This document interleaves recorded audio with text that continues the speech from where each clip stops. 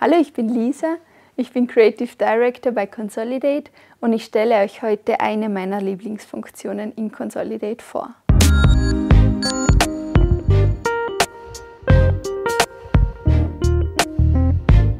Da ich viel remote arbeite und viel unterwegs bin, kommt es immer wieder mal vor, dass ich auch unterwegs schauen will, okay, ist die Person gerade frei, ist sie heute im Unternehmen oder ist sie heute im Urlaub?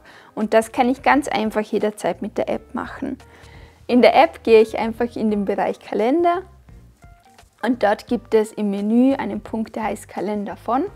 Dort wähle ich die Person aus, deren Kalender ich anzeigen möchte und so kann ich ganz einfach darauf zugreifen. So habe ich nicht nur meinen Kalender, sondern den Kalender vom ganzen Unternehmen immer in meiner Tasche dabei.